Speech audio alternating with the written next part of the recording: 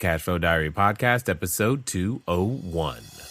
Welcome to yet another exciting episode of the Cashflow Diary Podcast, the podcast that teaches you insider tips, tactics, and strategies for creating leverage streams of cash flow into your life. Learn from top-performing entrepreneurs, business owners, investors, and thought leaders from across the globe as they share their secrets to success. Like what you learn on this and other Cashflow Diary podcast episodes? Go to learninvestingnow.com and sign up to receive powerful tips and information that will help you succeed as an entrepreneur and investor. Now, here's your host, investor, entrepreneur, business owner, educator, speaker, author, and master facilitator of Robert Kiyosaki's cash flow game, Jay Massey. All right, ladies and gentlemen, welcome to a special episode of the Cashflow Diary Podcast. Here's what we're doing. I'm sure you have figured it out. If not from the title, you've been around, you have known, you have heard, and here we are again.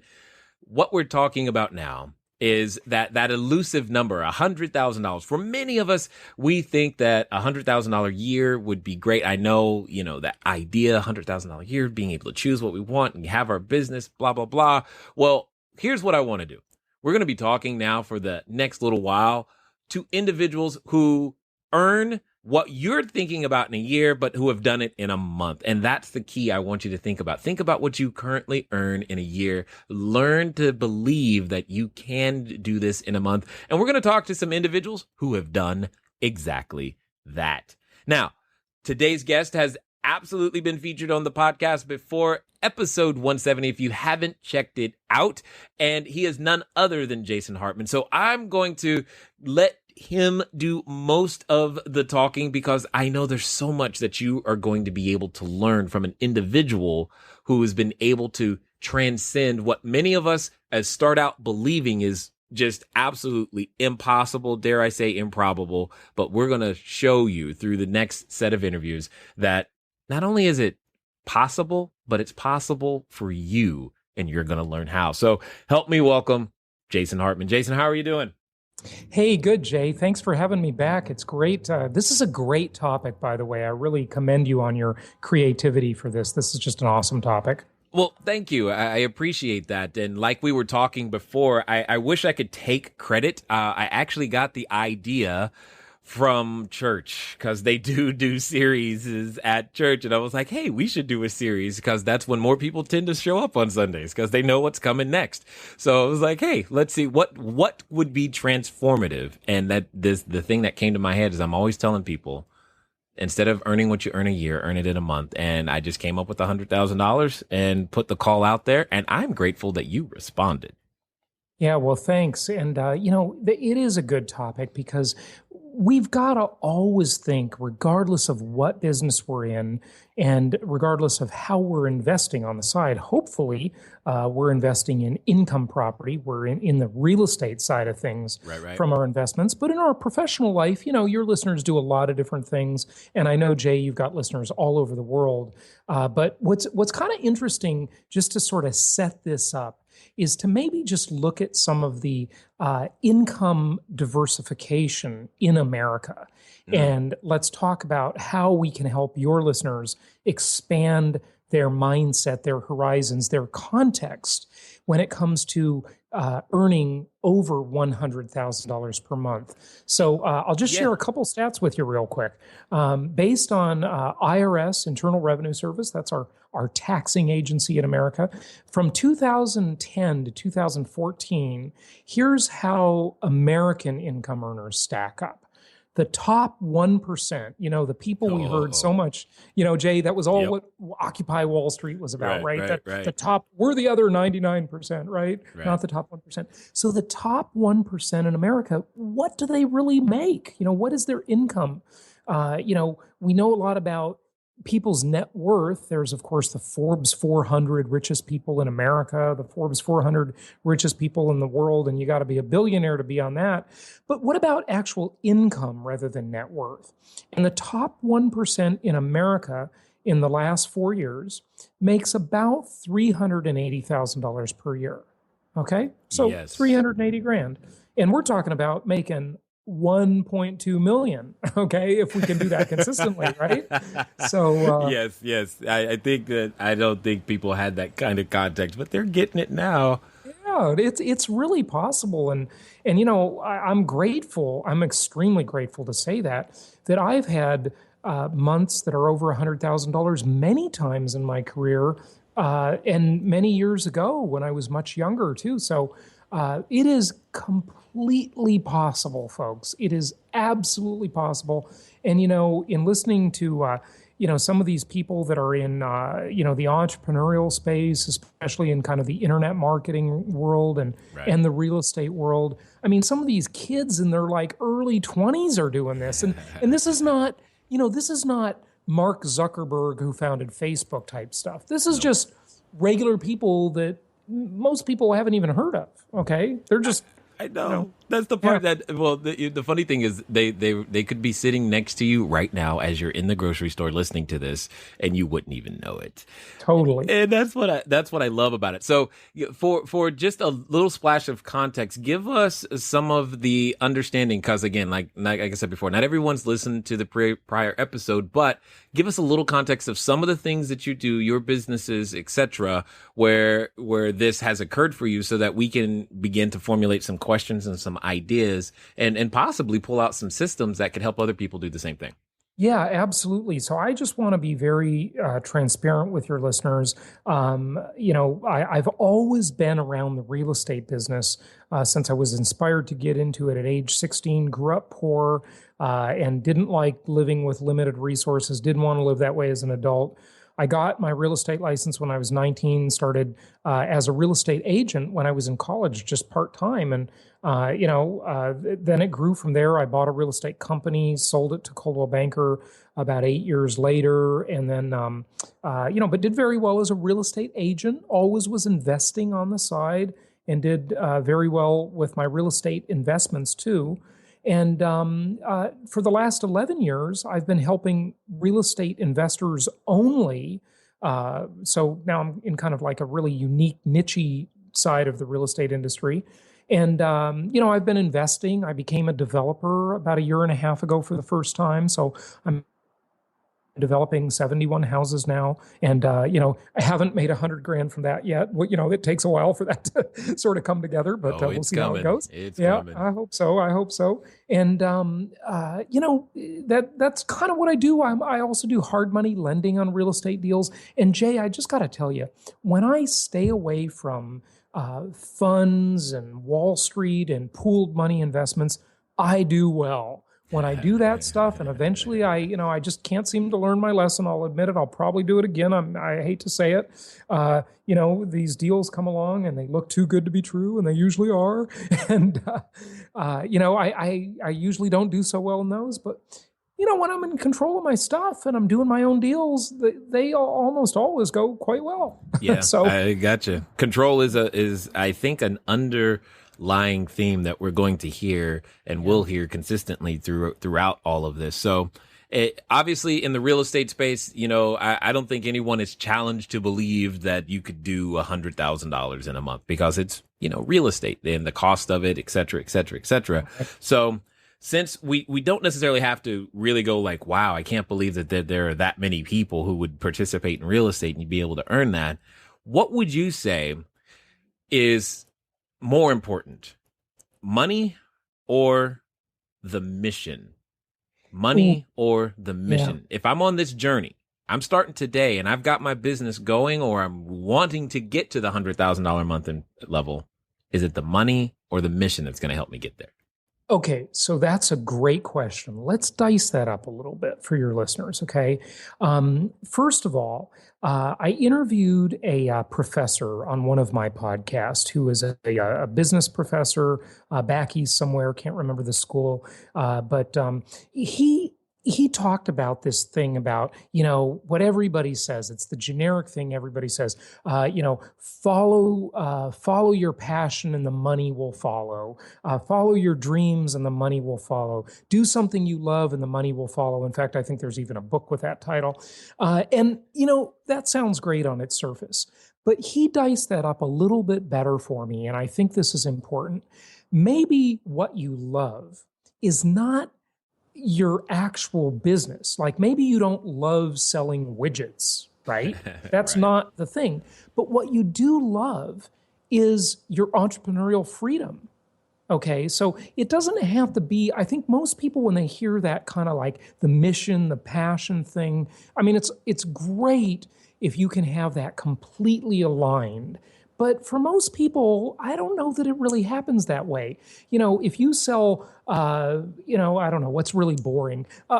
Say you are in the industrial business and you sell ball bearings for roller skate wheels and There you go. skateboard wheels and stuff like that. I really doubt anybody like wakes up in the morning and says, "Wow, my ball bearings that go into those skateboard wheels are like the greatest thing ever, man." I mean, it's possible I'm wrong about this, okay? But that's not necessarily the passion in and of itself. But the passion is maybe, look, I'm financially free. I left my corporate job. I don't work in a cubicle. I don't have a boss telling me what to do. So you see what I mean about that distinction? Yeah, absolutely. I tell people all the time, I actually don't like real estate. I don't. Really? I don't. I like the benefits real estate brings to the table. Okay. I mean, if spoons in and of themselves had the same benefits, I would be all about spoons. But spoons don't have those benefits. Real estate does. Right. And real estate, it's a multi-dimensional asset class, so it's so awesome. I just love it. Maybe I don't really like real estate either, that's sort of interesting to think of it. But let me give you one mindset thing that I think is important. So Yeah. a big influence on me was that my mother, who struggled, most of my life growing up, okay, or pretty much all of my life growing up past 18, okay. I remember that, she used to work for the Leukemia Society, and she always wanted to, stop bumping her head against the glass ceiling, which back in those days was, much more real than it is today. Right. Sorry, ladies, I just don't think it's that real anymore. I'm sure there are a few examples of it, but, I don't think it's like as much of a problem as some people say it is, okay? But whatever, argue with me if you want, hate me if you want for saying that. But Just make sure you give them your email address so they don't send it to me. I'm good. the hate mail is coming, right? But look, I mean, nowadays, I mean, the world is fortunately pretty open place. Like, there's all kinds of examples of people from every walk of life, every gender that is doing great things, okay? And so she was always bumping her head against the glass ceiling, wanted to be financially independent. And so she, I remember as a teenager, we used to go to like franchise expos and look for business opportunities and all that kind of stuff. So she finally bought 2 small businesses. It took her a lot of saving to do that. And one of them was a Pioneer Chicken franchise. And, for people who don't know, that's like a lamer version of Kentucky Fried Chicken, which is already pretty lame, probably, right? Okay. And so she bought this business. And, I remember all the struggles she went through, getting robbed all the time and, one time kind of violently. And it was just a terrible experience. But the thing was, the thinking, I remember us talking about this. And she finally got into real estate when I was about 18 years old, just about 6 months before I did. And the comparison we were both talking about is that, look, when you wait on a customer at a fast food store and you sell them a piece of chicken, you got to smile to make a couple of bucks.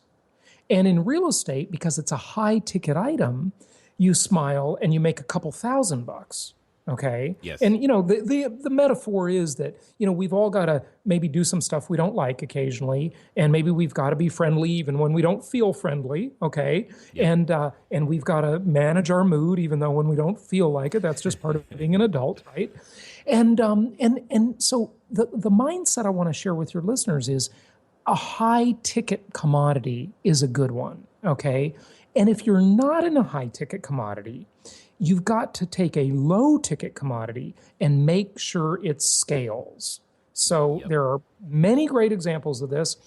Before we started recording this episode, we just were having a casual conversation for a couple of minutes and talking about iPhone apps and smartphone apps. Yep. And so, if you sell a smartphone app for $1, or it's maybe free with sells in the app, in-app purchases, you make very little money on each sale.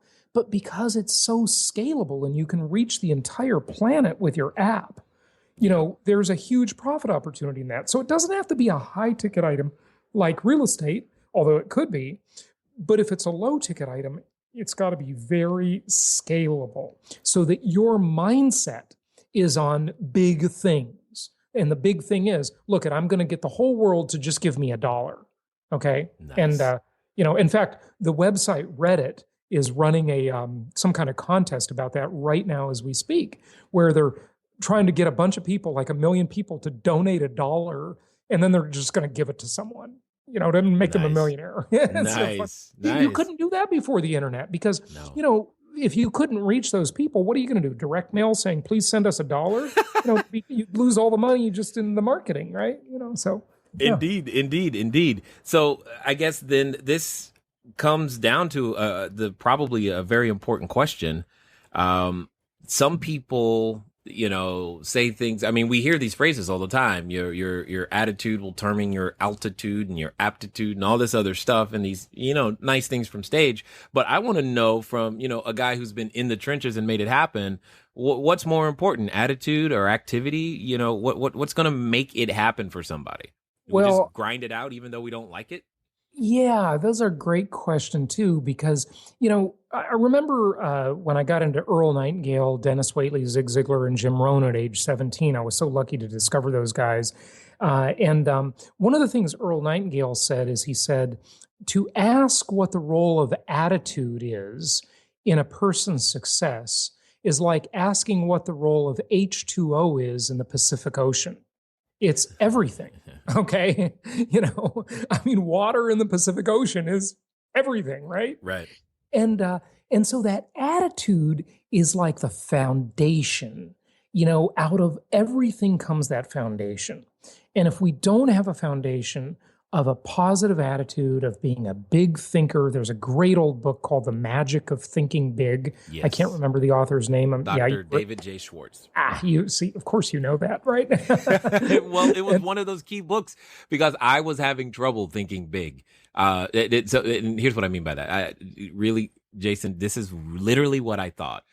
I thought it was going to take me 10 years to be able to get to $10,000 a month of rental property. That's what I thought. And I was laying out the plan 10 years and I was acting appropriately because 10 years was, that's what it seemed like it was going to take. No one told me that if I applied myself, I could do it in, 2.5. No one said that. So I didn't know, but being able to think big is, oh, dude, you just hit a major nerve for me right there. That one is huge. Right. That's a great point because sometimes our goals can actually limit us. Everything you said you were doing, Jay, was great. You had a plan, you were specific, you had a specific goal, and you had a plan to get there. You reverse engineered it, and that's awesome. But in a way, that could also be limiting, right? Right. And, there's another trite, great saying, shoot for the moon. If you miss, at least you'll end up in the stars, right? Right. And so, I think we got to have goals that are, as they say, just out of reach, but not out of sight. And they've definitely got to stretch us. But they've got to, I don't know, it's hard to sort of make this quantifiable, so it's just sort of a thing to say, but they can't be so ridiculous that our subconscious won't accept them as possible, I guess is maybe a good way to look at it, Yeah. There were the subconscious is, man, that Joker's funny. So you've got to learn to deal with I love that saying, that Joker's funny. Yeah. It just pretty much is because it will talk you out of believing things that are totally possible. There were exercises for myself, I know, that I did. I literally sat in front of a mirror. Someone said, say these things to yourself. Say, and I did it in 3 different tenses. It was Jay makes $10,000, or no, Jay earns $10,000 a month. He earns $10,000 a month. I earn $10,000 a month. And it took me saying that multiple times to be able to not have that little voice in the back of my head at the beginning when you've never even conceived of having that happen. That's part of what it took, which gets me to the one of my more favorite questions is you mentioned Earl Nightingale and Jim Rohn and some of the greats, and I'm going to bring in Stephen Covey in his book, The Seven Habits. Most definitely. Yeah. So I guess on this journey, on this path, what would you say? It's kind of a two-sided question. What are some of the habits that you now have that assist you in getting to that $100,000 a month? And what are some of those ones that you had to change in order to also get there? What was holding you back? What's now propelling you forward?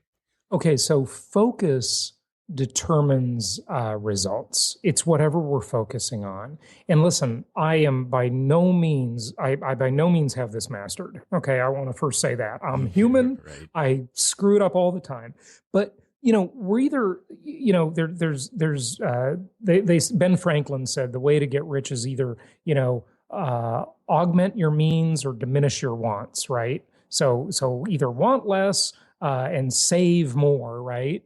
Or increase your means, increase your income, increase your investing results. And we've got to make sure that we're focusing on the things that make money more than the things that save money. Nobody ever got rich saving money. Nobody ever got rich saving money. I was hoping you would. I was like, is he going to repeat that? Is he going to repeat that? Because I was waiting. I was going to say, please repeat that, because that is so key. We can totally go like, well, I'll just hold on tight fisted to what I do have. And, for some of us that are natural spenders, we probably should have learned a little bit of that. A little bit of that. Yeah. It doesn't mean be wasteful. It just means, where is your focus? Is your focus on earning money? Because the world, as we know, Jay, is a very abundant place. In up economies and down economies and stagnant economies, there is abundance everywhere. And I hate to be so trite with these sayings, but Zig Ziglar, he had a great one. He said, you can have everything in life you want if you just help enough other people get what they want. So you and we help people get into the real estate investing game. Yep. And people want that, and they reward us handsomely for it. And other people help people with other things. Everything you want is there. It's not like anything is being created or diminished in the world. It's just changing hands. And what's interesting about that, by the way, in terms of mindset and that abundance mindset, is look at the Great Recession. The biggest economic downturn we had in 7 decades, the worst since the Great Depression in the 30s, right? And, you and I talk about that on our podcast, I'm sure, all the time. I know I do. And I think you do too. And so think about what happened, right? The day before that happened, if you could pick a day, like maybe the day they let Lehman Brothers go under, right? That was when the news was really bad and the stock market really went down the tubes. So think about the world, Jay, that the day before that happened and the day after it happened. Say if you could say the financial crisis happened on a certain day, which I know you can't exactly say, but say it's the year before or after, right? Did the amount of wealth in the world change? Like, wasn't there the same amount of real estate, the same number of homes, the same amount of oil, the same amount of gold, the same amount of ideas, the same amount of intellectual property? It's not like the amount changed, right? It was all the intrinsic wealth of the earth did not change in the financial crisis. Right. It did change hands. Yes. Okay. That's very true. That's a whole discussion for another episode about how the rich keep getting richer, and that's another discussion, right? But the same intrinsic wealth was there. So the world, if we can agree, is an abundant place, and it is critically important, like you say, about that we not be tight-fisted and we focus on earning more, on increasing our means, increasing our results. It amazes me how sometimes I'll start thinking, business is a little slow. This isn't looking so good. I'm in a slump. And, I've had that many times over the years. And I'll just start being like, oh, maybe I should cut this, cut that, spend less, save more, and that thinking comes in, which is really depression era thinking. And then I'll talk to someone in my circle, and it's like, here they're, flipping crappy little houses and making 30 grand a deal. And I'm thinking, they're doing that in the same time that I'm thinking this. And this is why it's so important to listen to shows like yours and to be around, people that are doing stuff, and Jim Rohn, another stupid quote from Jason, right? Okay. We are the average, our income is the average of the 5 people we spend most of our time with. Right. And look, if you're picking your friends and your associates by who just happens to be around you, which really means you're not picking them, you're just letting it happen by default because you happen to get along with someone or someone's easy to hang out with, that is going to limit you like crazy. You got to be in a mastermind group. You got to be hanging around with people who are going places and doing things and have the abundant mindset. You've got to have your earbuds in your ears listening to podcasts like this one that are talking about abundance and growth and success. And that will influence your attitude and your subconscious mind. And after that comes activity. Certainly you got to do something. I had you mean it? Yeah. I can't just sit at home. Come on. No. And that's exactly what I was going to say. So I had Joe Vitale on my show just recently. Okay. And, he was, and I also had Bob Proctor on, and both of those guys were in the very famous little film called The Secret, right? Yep. And this is the problem with The Secret. The secret is, maybe half of the equation. It's the attitude and mindset part. But it's not that you don't sit at home and think, well, I'm thinking abundant thoughts, so the world is going to beat a path to my door and just give me stuff. Listen, and I do yoga all the time. There are lots of people at yoga studios who believe that. Okay? Understood. So you get it, like I'm just picking on sort of the new age mentality. Yes, I can hear it in your voice. Yeah. And I like that too. There are lessons there for sure. But it's not the whole equation. You got to go out and do something rather than sit there as an entitled, abundance-minded person. Yeah, right? Exactly. The key word there with that entitled, for sure. I mean, is there any part? So let's while we're talking about it and possibly talking to some who could feel entitled in some way, shape, or form, but is there any part of your business where you felt like, how do you feel about the word luck, or when someone says to you, oh, you got lucky in general, in some way, shape, or form? Okay, well, we're going to find out what Jason has to say about luck. And most importantly, it's really important what you believe about luck at the end of the day. Now, you probably have picked up on this. We're going to be doing this type of thing all month long. We're going to be bringing to you individuals who have done at least $100,000 in a month so that you can learn what it's going to take from people who have done it and are doing it in today's marketplace using today's techniques so that you can hopefully begin to get your business there today as well. I'm not going to take up too much time, but I do want to remind everybody, if you want to pick up a copy of my book, Cashflow Diary, 10 Steps to Creating Wealth in Any Economy, you can get your free electronic copy right now. Send a text message to 72000, 72000. The keyword is book. Send text book to 72000. Or for those of you internationally, you can go to cashflowdiary.com/free book. And who knows, maybe if you go there, you'll get lucky. Let's find out what Jason has to say about the same concept. Okay, so I guess I take kind of a middle ground on that because I kind of think I know where you're going with it. Like, I believe that luck exists. Okay, I don't believe it doesn't exist. But, since you can't depend on luck, you've kind of got to manufacture your own. So you should definitely keep a 4-leaf clover in your wallet. I'm joking, by the way.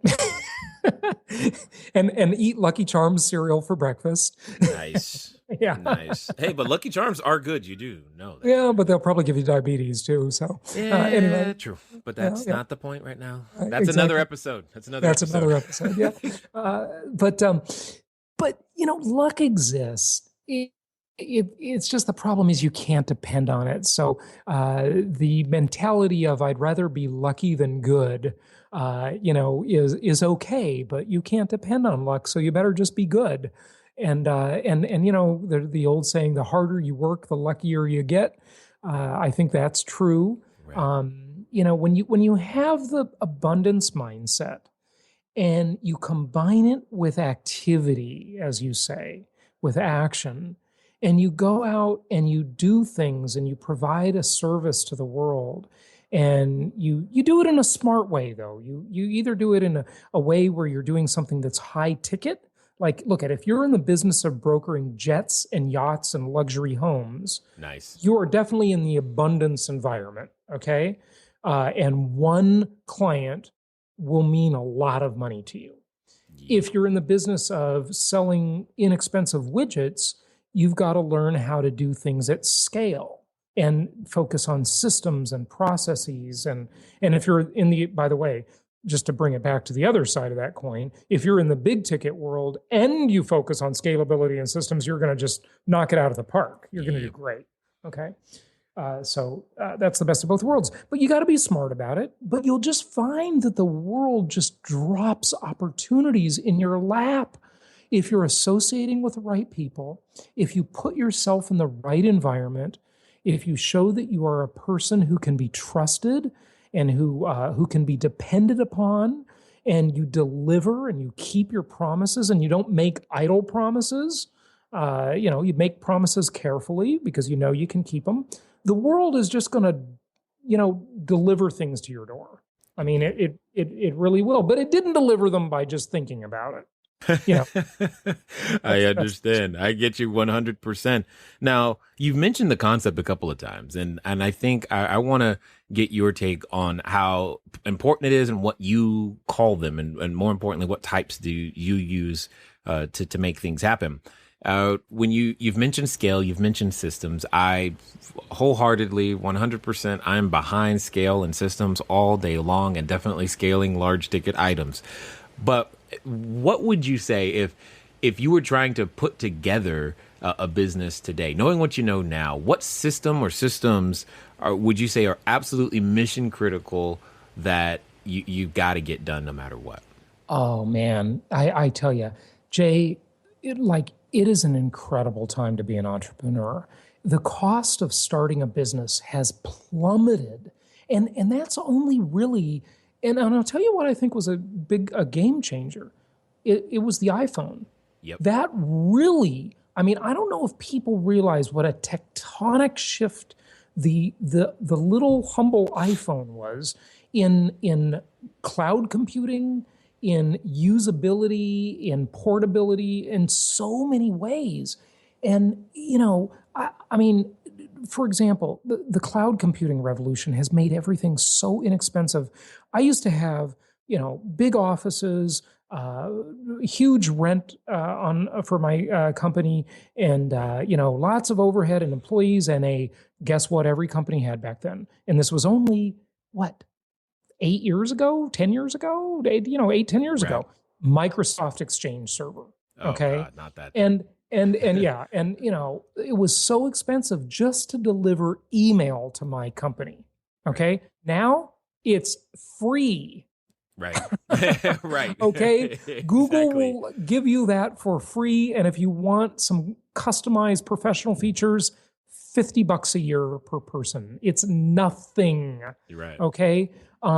I used to have to buy Microsoft Office for every workstation in my company, $400 a desk, Right. plus the hardware. Right. And now it's free Right. with Google Docs. Yep. Okay. Or Microsoft has a competing product too. Okay. So all of this stuff has just plummeted. There are so many apps and pieces of software that are so cheap. It is amazing. All of these collaboration tools like Teamwork or Asana or Yep. Basecamp. Yep. All of these things are so inexpensive. It is mind-boggling that you can just run a whole virtual company with staff anywhere on planet Earth, and they can collaborate and communicate, and you can use Skype, and it's free. And all of these things it is amazing. I mean, the cost of opening a business it's just plummeted. Yeah. Everybody listening should have some kind of side business. If you have a day job in corporate America, maybe your side business is being a real estate investor, and that is a business, and it should be treated as a business for maximum results. For more basic results, just treat it as an armchair investment, and that's okay too. But, if you treat it like a little business, then you can get some additional tax advantages maybe, and you can get some additional return out of it, and you can be better at it. And I know that's what you obviously teach on your podcast, so I don't need to belabor that one. But there are so many things. I mean, I don't know. Is there, you can just use Facebook for free and have private Facebook groups and collaborate with your team members there. It's just real easy. What's really funny is that when I a couple of, well, I don't know, maybe it was 4 or 5 years ago, when I made a decision, we let go of the office, all that stuff. And when we made that decision, it changed everything. I mean, I know my CFO, she's actually, down in San Diego area. And then the operations officer, she's up in Northern California. And then my executive assistant, I think I may have actually seen her 3 times total. Yeah. Right. I didn't even know what she looked like. And she had been working with us for maybe 4 months before we actually met in person. And I got worse stories than that. I've got people that have been working for me for years I've never met in person. It's amazing. And these are the things that, that these are the systems and the possibilities. I look at when you mentioned the iPhone, I'm like, yep, because it is the distribution mechanism. I mean, for some of you listening right now, it would be too much money for me to try to reach you, period. But you bought an iPhone and they got iTunes, and we can record. And if you really wanted to, you can record on your iPhone and have a podcast going in no time flat. The amount of things that are at our disposal are absolutely incredible. But this begs the question, Jason. Mm-hmm. To get to $100,000 in a month, to even have a business that does $1 a month, if all of these things are so plentiful, they're everywhere. If this is so possible, how come there aren't more people doing it? That is the question of the ages. I do not have the answer to that one, but just to give a little more context for this, the top 5% in the country earn $159,000 per year, and the top 10%, $113,000 per year. So that's, almost 10 grand a month. Okay. And what you're talking about here on your series is earning 10 times what the top 10% earn. Okay. And, I'm glad to say, I mean, I've been doing that for a long time. And it's a fantastic feeling. Look, just take care of this money thing. I mean, just take care of it. It's not that big a deal. It really isn't. You can do it. Anybody listening can do that. Just get it out of the way, get it off your to-do list, and take care of the money thing. And for all of my life growing up, until I was, I could sense it that I was really going to take care of it when I was about, I guess I was about 24 years old. Okay. And I remember that year working for Remax, I made almost $400,000 as a real estate agent. And then I was also starting to really do investing on the side. And, so I was doing both of those things, and just take care of the money thing. I mean, it's not that big a deal. Just get it out of your way so it doesn't become this burden in your life. And it's not to say that I don't focus on it still, but one other thing, let me share one other concept. By all means, this is good. So there's this concept of, that I learned at a course many years ago, of the two basic things that are competing here.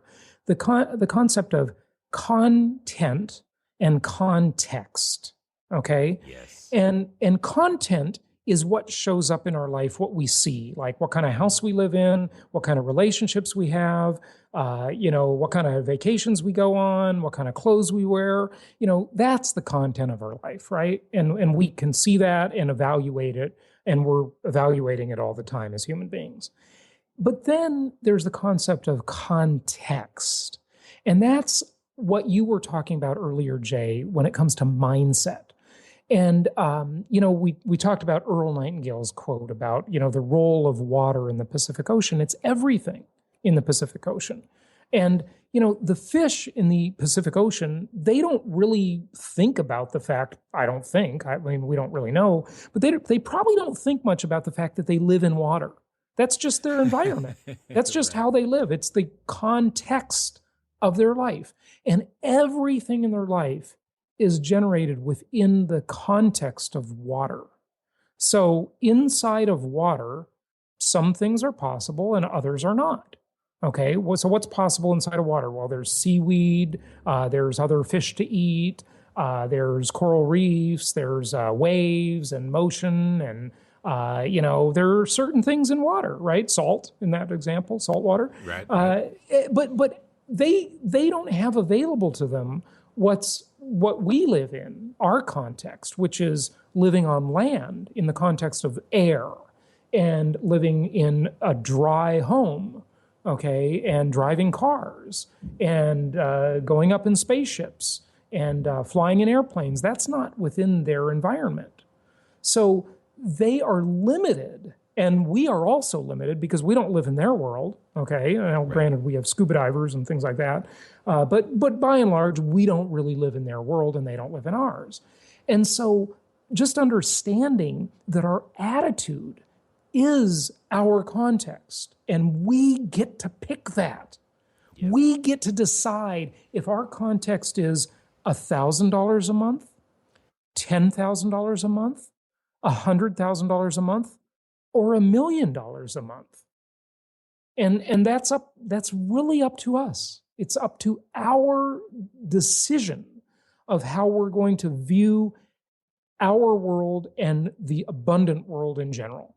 Are we going to view the world as scarce or abundant? Indeed. And there are many people who make $1 million a month.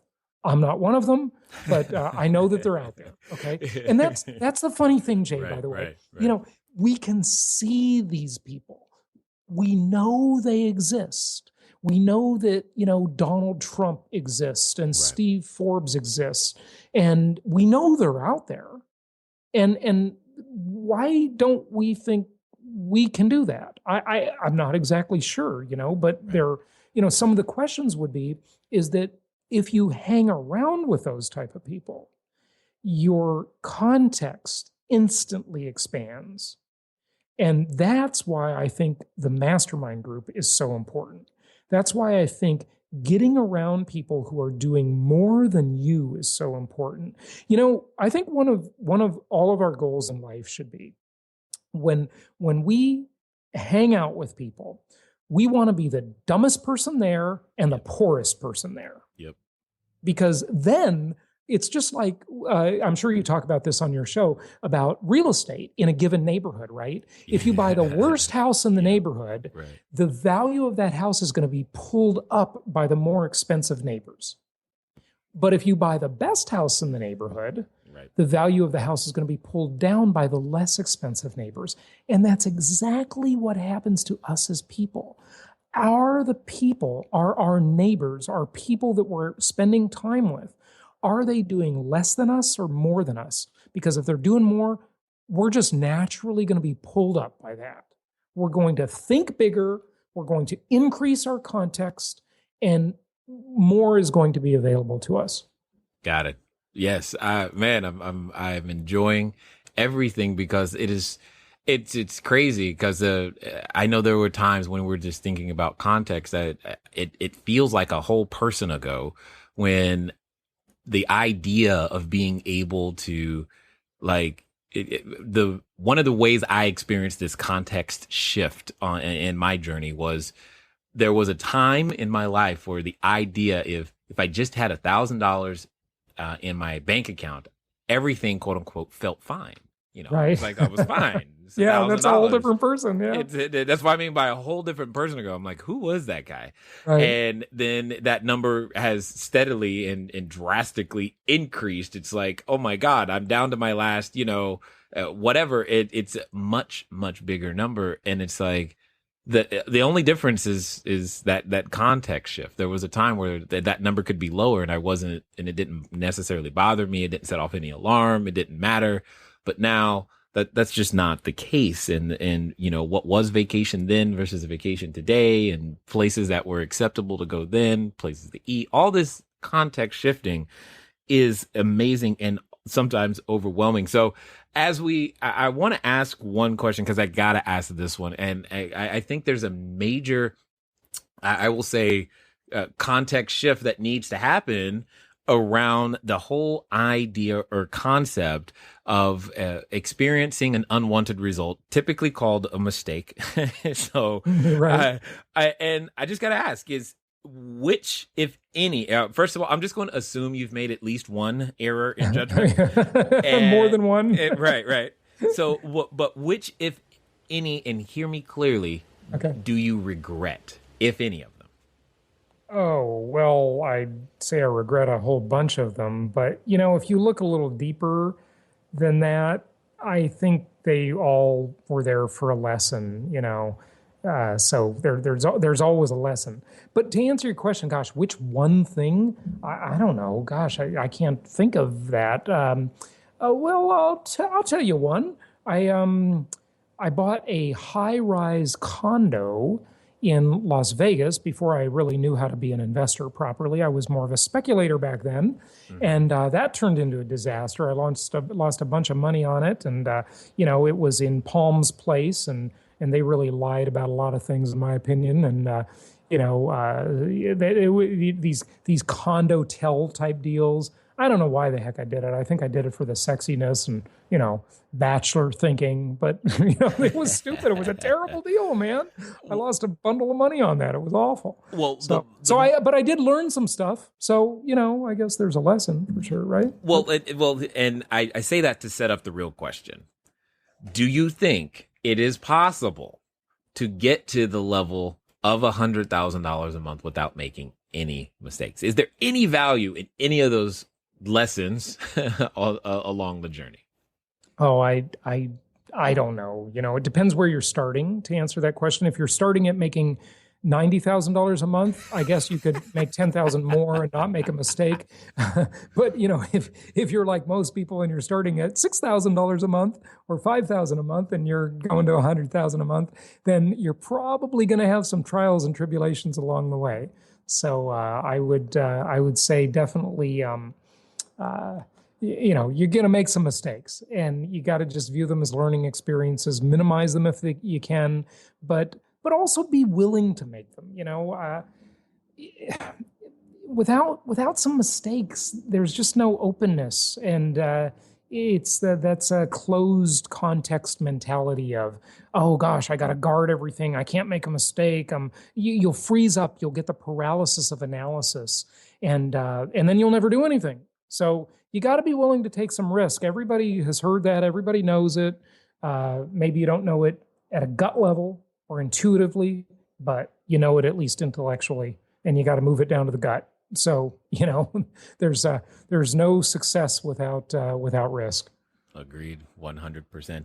So as we wind down here, what would you say has been the most transformative person or part of this career, your journey that you've been on, that not only set off that first month of making that happen, but more importantly has lasted through the time that you've been in business and around?